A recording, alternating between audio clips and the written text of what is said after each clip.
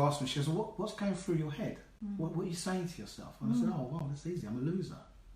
And I just felt like every aspect of my life, because we were buying a house at the beginning of the year that fell through for various reasons, although we pulled the plug. Here's another thing that didn't work out. That's why my car didn't work out. Every time I put on this, that, you know, it just felt like cars were breaking down. The car, I had a phase, didn't I, where you'd phone, we did, I'm just walking back, the car's broken down again. The engine blew, this happened, you know, because it was around April, the Scooby engine went. You know, it was like I don't know what the opposite of my death is, but it was like I was in that phase, and it was like I felt like I just couldn't. It was like I was bumping up against something, and I remember, so I said to me, you know, what was going on in your head? And I said, I just feel like a loser. And I remember coming to the Essex meeting that day and sharing that with everyone, and the love and the what's the word? I haven't thought about this before.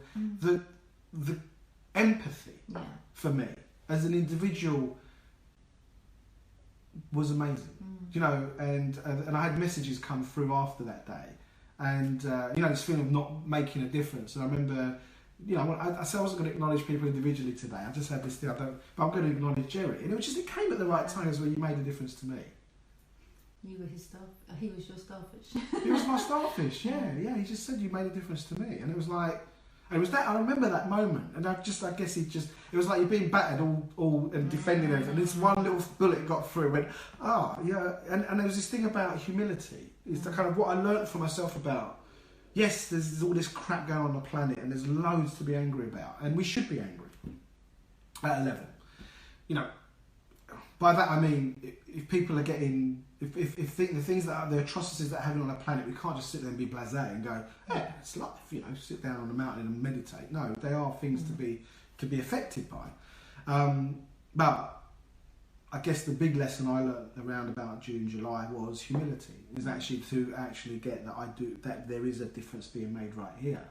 And I'm hearing this more and more out there as people talk about the ripples, but not just like one big boom and it kind of ripples out, but actually pebbles. People throwing all their pebbles in the water, and all these pebbles are making mini ripples everywhere, and they just create this massive, you know, this massive wave of impact. And so I guess hitting the summer in that kind of despair, then I booked June, basically July, August off. But you also in July did the Known Be Known in London, didn't you? And I think that was a bit of a catalyst. Yeah, it was. Because you asked me to do it and I didn't want to do it.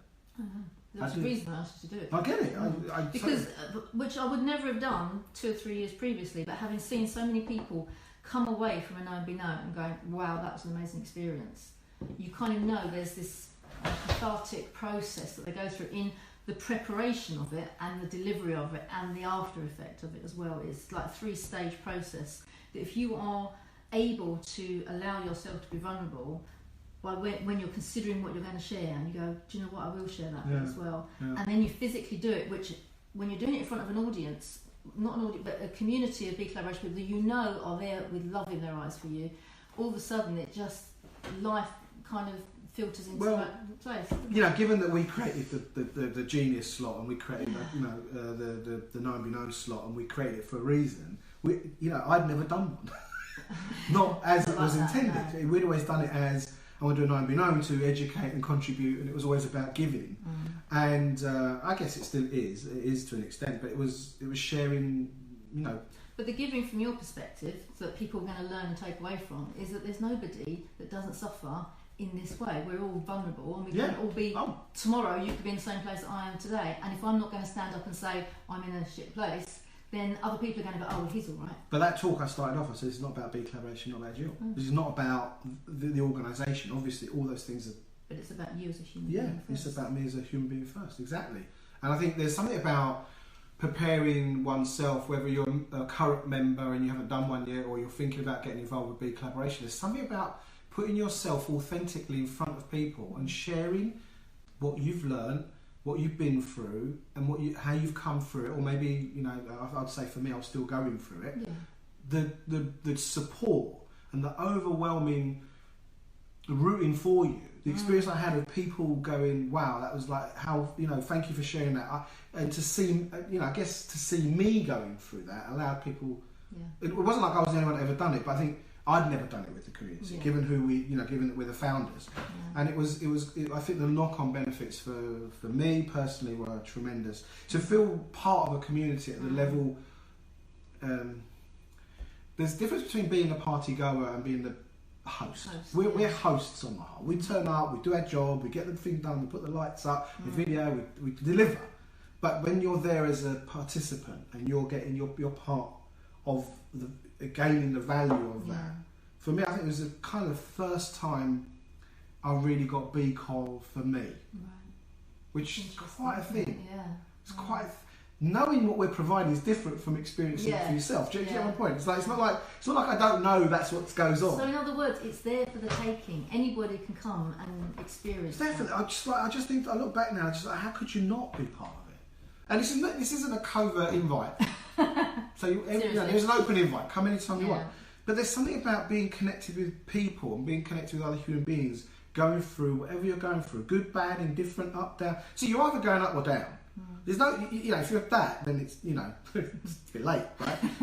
But if you're either on the rise or you're, plummeting, or you never plateau, really.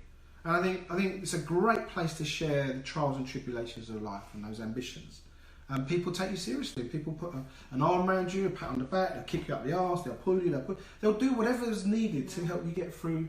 And while we're sharing this, is how many people stood for me going through that phase. Even if it was just a phone call, just say how you doing. I can't remember, it was someone phoned me and said, what can I do for you? I said, just phone up's enough. That's enough. That'll do. Right now, that'll do. And I think it's fair to say that last year was our toughest year in our relationship, wasn't it? Because of what you were going through. To be honest, I suffered from early on, but it was horrible for us. There was phases of it, but there were like little blips. Yeah, there were. I never took any of it that seriously. No. Personally. Oh, I did. But it was like it tested us. It did. And it tested us as individuals as well as the relationship. So I always think the relationship will bend, but it won't break. But in order for that to happen, you've got to know who you are in the relationship. So when things weren't going too well for you, I went into kind of mummy mode, and I can support, and I can support, and I can support. And then when it wasn't going anywhere, it's like, come on, you're supposed to be better by now. I haven't got time for this. Get off your, get going. And you didn't. That's when I thought, do you know what? Maybe if he does the know and be known, it might help, because I'd already lost my rag, and that didn't help either. It helped me a little bit, but it wasn't something. No, but you threw at what you knew to throw at it, and I think from there you've learned as well. It wasn't like, listen, I still believe, for me, our intentions have always been very honourable. We're always up for what's going to make a difference. But when you're in a very low point, when you're struggling yourself, you don't always operate at that level. You may operate at a kind of, up yours. Who the hell are you to talk to me like that? And why are you, And I think it was Terry Melvin. Terry Melvin said something that's about, are you prepared to get mucky? And I think it was so insightful. I want to add a caveat to it, get mucky, but also be responsible for your shit. Yeah. You still got to go, you know what, I was really, it's like, if you're that far gone where it's them, it's really, you've maybe tipped over something. But if it can be, it's them, and I know I'm making it about them, not that it was about you personally, you can still own it. Like, I can own my way of being in this situation, as in this doesn't work, but it's where I'm at. Wow. The grace that we give ourselves to be there. Just think about it. In families, in your friendships, in anywhere that's really important, it's going to get like that. Now, how often do people actually work through that to something greater? Oh, they throw their toys out the pram, and then I'm not talking to him. I mean, how many organisations? And then I have been in and out of enough businesses to know people live like that. Like that, they live inside those. Oh well, screw you then, and they spend the rest of the next decade screwing you, and nobody gets any. Well, you're just making yourself ill, aren't you? Doing that? Yeah, illness, depression, stress, and all the knock-on effects of that. So I think what we learnt, what's become, I'd say, a cumulative knowledge within the community is, for me, I was having a conversation with someone today, the power of community. And I think we've been so conditioned inside fear, scarcity, competition paradigm that we will sell out on community and go individual. personal survival versus how can I make this, how can we work it through to something greater and bigger and more inspiring. And I think collaboration takes that, because we've said from a long time ago, if there's loads of things you can do on your own, go do those things. You don't need, you want, I don't know, I thought of a couple of things, they're not that relevant, but there's loads of things you do on your own. You don't need anybody, go do it, fine. But if you want to do something really profoundly inspiring, really impactful, you've got to deal with people, you've got to be involved with people. And to be honest with you, would you want to do it all on your own? Well, I was just going to say that the whole beauty of life is to be with other people, isn't it? My whole experience is I have more fun when I'm with other people. So even at the point when I lost my temper with you, and as you know, I don't lose my temper, that was the 4th time ever, immediately I slammed the phone down. In your life, not with me. Yeah, sorry. ever in my life. But the minute I put the phone down... You think it would happen more often, but... I picked it up and I just went, sorry, I just lost my temper. Because there was no way that we weren't going to be communicating, and there was no way that we weren't going to make it better somehow. And it might be that we have to go away for half a day and lick our wounds, but we both immediately were in contact with each other, even though the phone call had been awful. But there you go, it was a phone call. It was a phone call or an email. It wasn't like a prolonged. It was like, no. And I think that's really important, is that you recover quick. Yeah. Because if you leave it and you fester it, and it can turn into something else. It doesn't serve anybody to fester it, does it? It doesn't do anybody. So on that note, if there's somebody you need to phone up and apologise, or get something flat with them, go do it. Don't wait. Use today as an opportunity to put it into 2018. Yeah. Do the filing. Yeah, finish it off. So you don't bring it into next year. So it's banked. So okay, so that's that bit. I want to mention something really. It was a year of learning a lot. I mean, I don't mean just the lessons learned, but around this idea of video and creating content, I learned to edit this year. And remember from the early days when we first met, I said I want to be able to do videos, upload them, cut them. It can't be that difficult. It can't be that difficult. Oh my God, I can't tell you how difficult I found it, because I did it. I'd self-taught though, and now I'm uploading. I'm creating content at a level, a very basic level, but I'm doing it.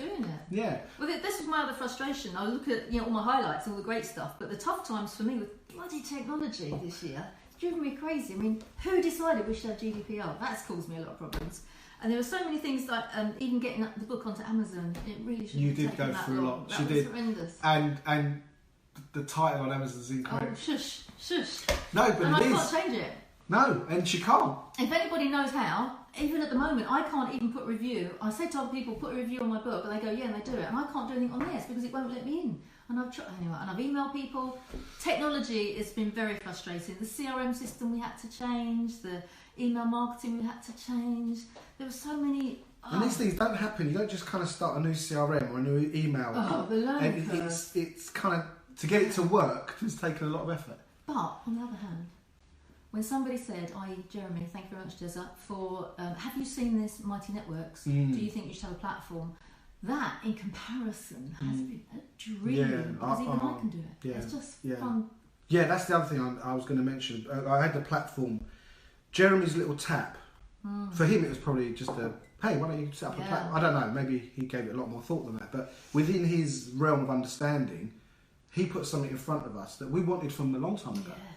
And for us, it was a big, major expense. And it was kind of, I think for me, anyhow, it was kind of banked as that's something we'll do when we got 10 million or 5 million in the bank or whatever. And then Jerry pipes up and says platform. I'm like, what the platform? We've been through it. We've been through this, haven't we? And you were like, take a look, I think it's really interesting. And here we are now. The potential just blows my mind. And what I also love about it is the people that are coming to us, that are attracted to us. Katie West has been a fantastic catalyst. Terry Melvin, Harold Becker, all these amazing people that I've had wonderful conversations with, wouldn't have happened, and they're from all over the world. So Harold's from America, Terry's from over in Spain at the moment. We wouldn't have had those conversations and the potential to grow the platform, and other people to go, do you know what, you're doing a really good job, that's a brilliant idea, that's fantastic, collaboration, we should do more of that. And it's like, it's not just us. It feels like other people are out there now, and it's just a case of, for me, for the future, is connecting and growing the community. I just really see this as something that's going to be really powerful for us, because it's all very well doing online meetings and offline meetings